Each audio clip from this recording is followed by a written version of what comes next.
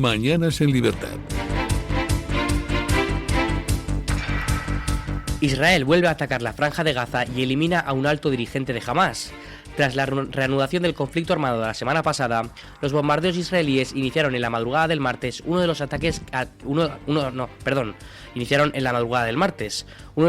alcanzó el principal hospital del sur de Gaza, causando la muerte de un alto mando de Hamás. Otras ofensivas, incluidas incursiones terrestres en Rafah, dejaron al menos 21 palestinos muertos. En respuesta al fin de la tregua, Hamás difundió una fe de vida de 2 rehenes israelíes. El ejército israelí confirmó que el ataque al hospital, argumentando que tenía como objetivo a un miliciano de Hamás que operaba en el lugar. Israel responsabiliza a Hamás por la muerte de civiles, señalando que el grupo utiliza zonas densamente pobladas para sus operaciones. Estos ataques se producen después de que el primer ministro israelí Benjamin Netanyahu acusara a Hamás de rechazar las propuestas de alto el fuego y advirtiera que a partir de ahora las negociaciones solo se realizarán bajo fuego. Pues llamen ustedes que está sumamente interesante la cuestión en Israel, teniendo en cuenta sobre todo el número de rehenes que siguen en manos de los terroristas de Hamás. Estamos hablando de la vida de 59 personas, pero no solamente de esas 59 personas, sino de todas las familias que vienen acompañadas de ellas y que tienen en jaque prácticamente a una nación. El tema de la guerra en Israel es algo que está en el panorama internacional. Ya saben ustedes que el conflicto de Oriente Medio viene de muy atrás, pero generalmente hacemos esa distinción, ¿no?, del conflicto que existe entre Israel y Palestina y de la nueva fase que empezó a partir del 7 de octubre de 2023 con los atentados que ocurrieron en aquel fatídico día. En ese momento se entra en una nueva fase de guerra, que es en la que nos encontramos actualmente. Había una serie de fases, ya lo saben ustedes, para la liberación de los rehenes, unas fases progresivas en las cuales se hablaba de intercambio de rehenes, cuando realmente no es así. Se iban a liberar una serie de rehenes a cambio de la excarcelación de presos condenados por terrorismo islámico. Así juega sus cartas el grupo terrorista Hamás, que detenta el poder en Gaza, y la situación en Israel es sumamente compleja. La fase 1 se culminó y no se entró en la fase 2, por lo que cesó el alto el fuego hace apenas unos días y se reanudaron esos bombardeos. ¿Qué ha pasado en todo este tiempo? Bueno, pues que en muchas ocasiones lo que ha hecho Gaza, lo que ha hecho el grupo terrorista Hamás, que detenta el poder en Gaza, es incrementar su armamento, mejorar los sistemas que tiene para seguir atacando, y nos encontramos con estas cuestiones, ¿no? Durante casi 2 meses lo que han estado haciendo en diferentes campos es intentar volver a las andadas, ¿no? ¿Qué nos enseña esto? Bueno, pues que mientras esté Hamás detentando el poder en Gaza, pues la cosa no va a cambiar. Dentro de las reclamaciones que hace el grupo terrorista para reactivar esa fase 2 y proceder a la liberación de los siguientes rehenes, está por un lado que salgan las fuerzas militares de Israel de Gaza. Estos señores, yo he estado en el terreno y les tengo que decir que es algo completamente impensable, teniendo en cuenta que los que realmente están sufriendo allí son los gazatíes. Y ustedes dirán, pero bueno, esto no va de Gaza contra Israel. Bueno, es que exactamente no es así. Va de Israel contra Hamás, que es un grupo terrorista que está haciendo política en Gaza. Que los gazatíes están sufriendo, indudablemente. Y además lo vemos con cuestiones como, por ejemplo, el corte de la electricidad, ¿no? Hay niños, hay mujeres, y estas personas que están sufriendo lo hacen porque están secuestradas bajo el poder de la banda terrorista Hamás, que es la que detenta el poder en Gaza. En muchas ocasiones cometemos errores con el lenguaje cuando decimos que estamos hablando de un conflicto. Conflicto es en general el problema que ha ocurrido allí en Israel, en Oriente Medio. Lo que estamos ahora es en una nueva fase de guerra que es sumamente compleja. ¿Cómo se ha llegado a esta guerra? Pues por diferentes factores, y de hecho queremos hacer un análisis sencillo pero no simplista. Por eso ponemos encima de la mesa las muchas vertientes, como por ejemplo la situación del gobierno, la inestabilidad que hay en el Ejecutivo de Israel, las tensiones a las que está sometido el gobierno de Benjamin Netanyahu, la falta de popularidad en algunas ocasiones Y por otro lado, el apoyo de sectores de la población que consideran que sin su liderazgo sería imposible seguir procediendo en las siguientes fases en la liberación de rehenes. Cuestiones muy interesantes como la crisis jurídica a la que quizás abocó el 7 de octubre, esa crisis, por así decirlo, en los tribunales. Se hablaba de la juristocracia, de esto vamos a tener ocasión de hablar en este programa. En fin, una serie de aristas que es muy difícil analizar en tan pocos minutos. Lo que sí es cierto es que tenemos que tener siempre el foco puesto en Oriente Medio, en una localización en la que están involucradas fuerzas internacionales y que la llegada de Donald Trump ha supuesto una manera bastante peculiar de agitar el tablero.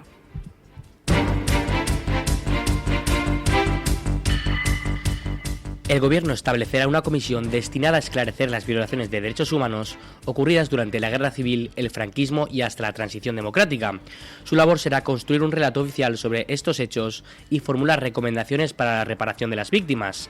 La creación de este organismo fue una condición impuesta por Bildu a Pedro Sánchez a cambio de su apoyo a la Ley de Memoria Democrática que entró en vigor en octubre de 2022. Además, el partido liderado por Arnaldo Otegi exigió que el ámbito temporal de la norma se ampliara hasta el 31 de diciembre de 1983, argumentando que las torturas no cesaron con la muerte de Francisco Franco, sino que el Estado continuó reprimiendo a quienes luchaban por la consolidación de la democracia. Según el Ejecutivo, la Comisión buscará contribuir el esclarecimiento de las violaciones de los derechos humanos durante la Guerra Civil y la dictadura como forma de favorecer la convivencia democrática y actuará con objetividad e imparcialidad. Bueno, pues esto no es nada nuevo, señores. Un nuevo paso dentro del Ejecutivo de Pedro Sánchez en la llamada Ley de Memoria Democrática, Ley de Memoria Histórica, porque cada cierto tiempo le cambian de nombre, sobre todo para que continuemos invirtiendo el dinero público en esta serie de cuestiones, como crear una comisión de la verdad. ¿Cuánto dinero nos va a costar esta supuesta comisión de la verdad sobre las torturas en el franquismo?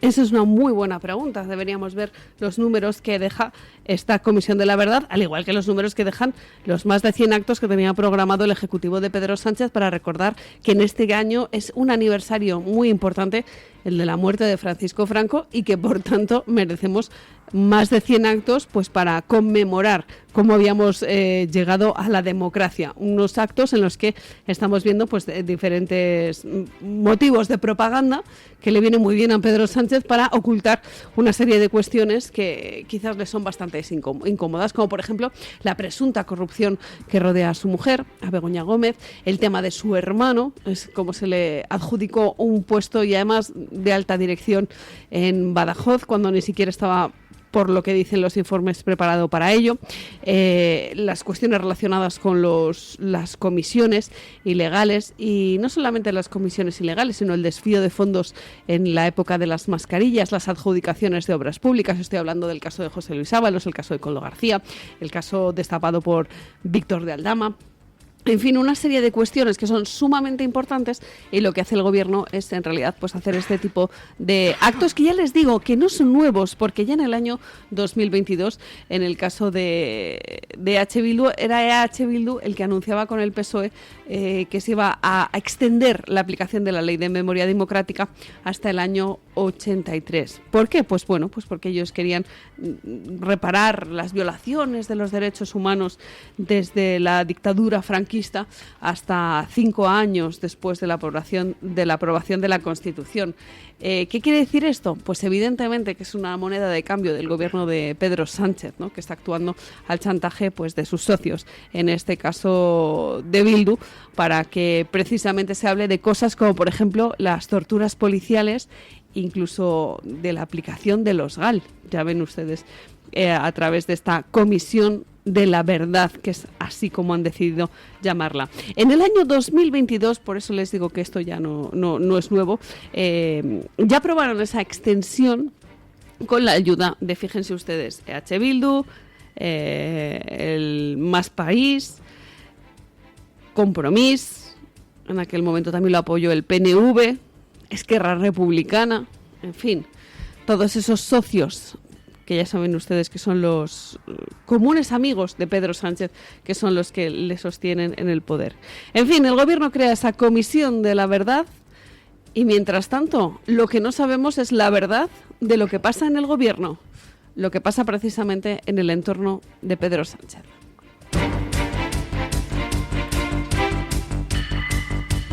La UCO de la Guardia Civil investiga si la trama de corrupción que salpica a José Luis Ábalos cubrió el alquiler de un chalet en Rivas-Vacia, Madrid, donde se mudó con Andrea de la Torre. Según el debate, la vivienda costaba 1.800 euros al mes. El exministro, imputado por organización criminal, tráfico de influencias, cohecho y malversación, está bajo una minuciosa investigación y el Tribunal Supremo le ha retirado el pasaporte. El chalet de 384 metros cuadrados con 3 plantas y piscina fue ocupado por Ábalos a finales de 2022, cuando ya no era ministro, pero aún era diputado.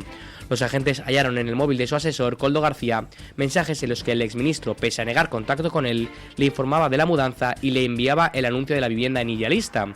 Este caso sigue el mismo patrón que el chalet de La Alcaidesa, en Cádiz, vinculado a la empresaria Carmen Pano, imputada de la trama de hidrocarburos, quien declaró haber entregado 90.000 euros en efectivo al PSOE.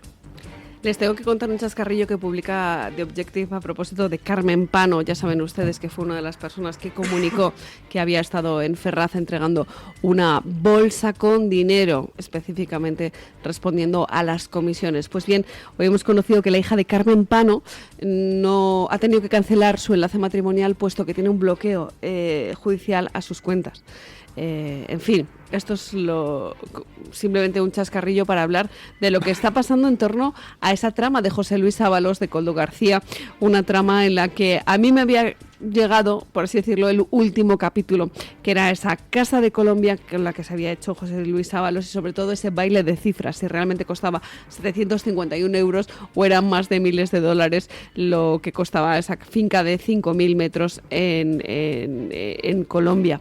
Específicamente se cuenta ahora que hay una familia propietaria de una serie de minas, la familia Hoyos Peláez, la que controla más de 47 hectáreas del Valle del Cauca, un enclave turístico y forestal, que también estuvo involucrada en esta venta, ¿no? En la venta de esta casita de Colombia que tenía José Luis Ábalos. Ya les digo, este era el penúltimo capítulo. Ahora el último es el chalet que estaría ocupando junto con Andrea y que estaba a las afueras de Madrid. Un chalet que desde luego no era barato. En fin, pues una cosita más para añadir en esta lista de pendientes que tiene la trama encabezada por José Luis Ábalos, Koldo García, en la que participaba Víctor de Aldama y en la que, por supuesto, creemos que Pedro Sánchez tenía conocimiento, al menos lo que nos ha llegado hasta nuestros oídos. Pero fíjense qué cosas, esto apenas trasciende y sin embargo lo que sí que había llegado fuera de nuestras fronteras es el caso de Ángel Víctor Torres, como saben, el secretario general del PSOE en Canarias, el que es actualmente ministro de Política Territorial, que también estaría involucrado en esta trama y del que hemos conocido recientemente que padece cáncer y que tendrá que operarse a finales de abril. Interesante este asunto, sobre todo el que no deje la política. ¿Por qué? Bueno, porque la política a veces es un seguro para según algunas cuestiones, ¿no? Y en este caso en particular, respecto a las posibles implicaciones que podría tener Ángel Víctor Torres en caso de que siga adelante, como parece, la investigación en torno a esta trama de cobro de comisiones, de adjudicaciones ilegales, de desvío de fondos. Señores, yo visto lo visto, me sorprende que la gente todavía no esté en la calle todos los días protestando por lo que estamos viviendo en nuestro país, por lo que estamos conociendo. En fin, me llama la atención que todavía no tenga la trascendencia que debería todo este escándalo de corrupción que debería sacar a Pedro Sánchez inmediatamente de la Moncloa.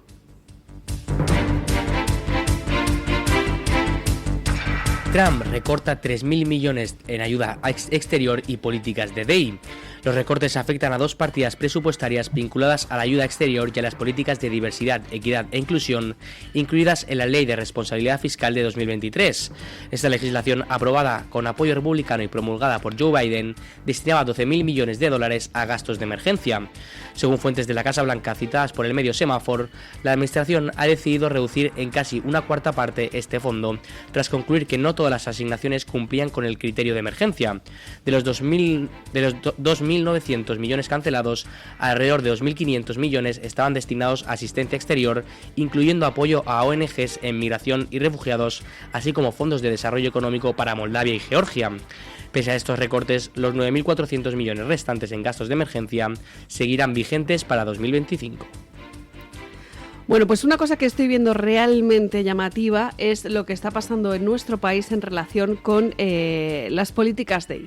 ¿Y por qué les cuento esto en relación con Estados Unidos? Es realmente llamativo como nosotros seguimos empeñados en hacer todo este tipo de políticas por imposición de cuestiones buenistas como la Agenda 2030 o, por ejemplo, las muchas subvenciones de las que dependen empresas públicas tanto en España como en otros países de la Unión Europea, de fondos como, por ejemplo, FEADER o los fondos FEDER, los fondos Next Generation, para los cuales en un momento determinado tienes que tener una serie de puntos. Y estos puntos, en muchas cuestiones, vienen refrendados por estas políticas de inclusión, y en las que lo que se hace es luchar contra la meritocracia. Y lo digo bien, se lucha contra la meritocracia haciendo una apuesta por la inclusión buenista de diferentes personas, ¿no? Tienen que tener más representación las mujeres, la diversidad racial. En fin, si yo entiendo que en un momento determinado se puede apostar por esa equidad, pero las políticas de inclusión lo que se están convirtiendo es en un factor que lucha directamente contra el éxito de muchas empresas. Y voy a ser muy, muy clara, se está apostando por la mediocridad a la hora de poner una serie de puntos sobre personas que realmente quizás no tengan los méritos necesarios para ocupar un cargo y que sin embargo son la cuota. Esto, en algún caso, se dijo que iba a impulsar pues la mejora del clima laboral, la competitividad en las organizaciones, y la realidad es que va contra la meritocracia y que llevan a la mediocridad, porque son sistemas en los que se están premiando una serie de cuestiones que no están relacionadas directamente con los factores empresariales. Esto lo está haciendo muy bien Donald Trump a la hora de poner el foco en las políticas DEI, en esos recortes que está haciendo en torno a estas políticas artificiales, pero lo que realmente llama la atención es cómo está viviendo Europa ese enfrentamiento entre lo que manda Donald Trump y lo que sigue imponiendo la Unión Europea. Saben ustedes, además, que Donald Trump dijo que iba a poner el foco en todas esas empresas que implementaban estos programas tan absurdos a la hora de hacer tratos con ellos. ¿Qué pasa? Que la Unión Europea, sin embargo, sigue poniendo el foco en estas políticas de inclusión, hablando de la necesidad de la globalización y de un contexto empresarial en el que se promueva la diversidad, la equidad y la inclusión. De ahí viene precisamente ahí, de eso, ¿no? De esas letras, diversidad, equidad e inclusión. En fin, vamos a ver cómo llega ese choque entre la Unión Europea y el nuevo Estados Unidos de Donald Trump, sobre todo a raíz de estos acuerdos comerciales que son los que en realidad mantienen el statu quo de un mundo global, un mundo marcado precisamente por estas iniciativas mundiales. Esto es lo que les contamos de Estados Unidos, y déjenme que les cuente por qué estuve yo en México la semana pasada. Bueno, que la semana pasada, ayer mismo, a propósito de la noticia que les vamos a contar a continuación. Una manifestación de la Coordinadora Nacional de Trabajadores de la Educación, CNT por sus siglas, generó caos en el aeropuerto de Ciudad de México, uno de los más transitados de Hispanoamérica, tras bloquear el acceso principal a la terminal.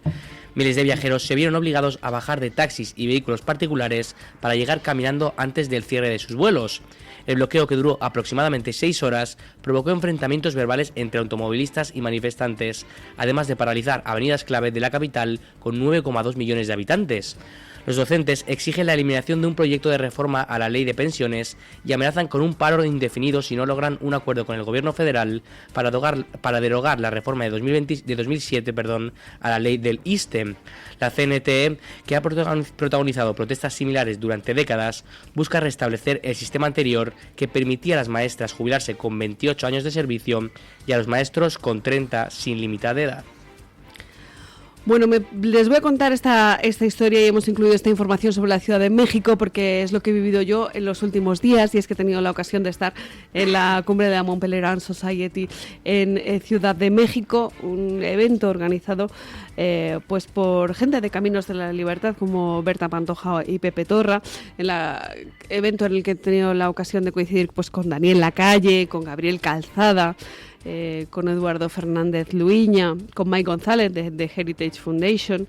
Allí estaba también Deirdre McCloskey, que es la economista e historiadora estadounidense que seguro que ustedes conocen, con Pedro Schwartz, que es un grande del liberalismo, con Daniel Hannan, que realmente es una persona increíble y que además en Reino Unido ha tenido muchísimo peso en torno al Brexit. En fin, una jornada en la que he tenido ocasión de coincidir con Nassim Nicolás Taleb en una cena, con José Luis Cordeiro, con el famoso pensador en torno al liberalismo y al futurismo, que además con el que estuve hablando de cuestiones muy, muy interesantes relacionadas con la calidad de vida y sobre todo la edad, en torno a si vamos a conseguir en un momento determinado ser inmortales. Él cree que sí, yo creo que no, pero bueno, de todo esto hemos tenido ocasión de comentar en esa reunión de la Mont Pelerin Society, que realmente es una sociedad fundada por el que fuera Premio Nobel de Economía Friedrich Hayek, en torno a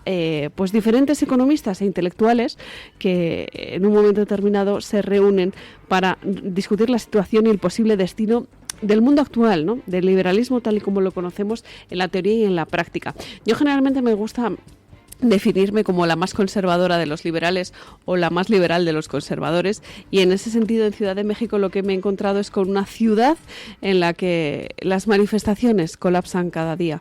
El centro, y además son una serie de manifestaciones bastante curiosas. Por ejemplo, de esta última de la que les estábamos hablando, de esas marchas que han colapsado la ciudad, se da la circunstancia de que en México el equinoccio de primavera, el 21 de marzo, se celebra de una manera sumamente intensa, hasta el punto de que existe una tradición que es la de regalar flores amarillas, ¿no? en esa época, anunciando que precisamente, por así decirlo, llega el buen tiempo. Bueno, pues la corrupción llega a tal punto en la Ciudad de México en el que las marchas están organizadas de tal manera que no perjudiquen mucho al Ejecutivo. ¿En qué sentido les cuento esto?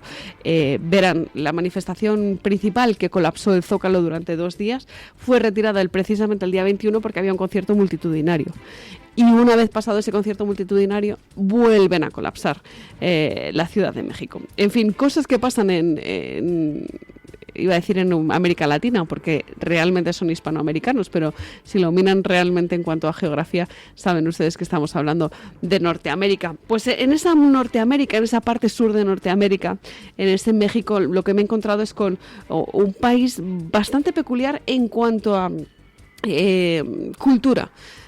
Lógicamente lo saben por su gastronomía, por su historia, en fin, una serie de factores que nos hacen diferentes, pero tenemos ese idioma común que es lo que nos une a todos los españoles con los mexicanos. Y saben que también nos une una serie de políticas hacia las que nos estamos encaminando a través de los populismos, y yo creo que realmente ese no es el buen camino que debe seguir España, teniendo en cuenta cómo están allí, cómo están en Ciudad de México, con una serie de marchas que colapsan diariamente la capital y que se realizan en muchos casos en connivencia con los poderes políticos. ¿Por qué? Porque allí el populismo lo invade absolutamente todo.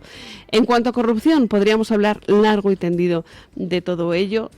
Yo creo que estamos un poquito mejor en España, pero a la luz de los hechos y de todas las informaciones que estamos conociendo paso a paso, en fin, nos hace plantearnos hacia qué rumbo quiere llevar España. En fin, nos acercamos peligrosamente a las 7:33, momento de hablar con mi compañero don Guillermo Díaz, que nos trae la actualización de las noticias.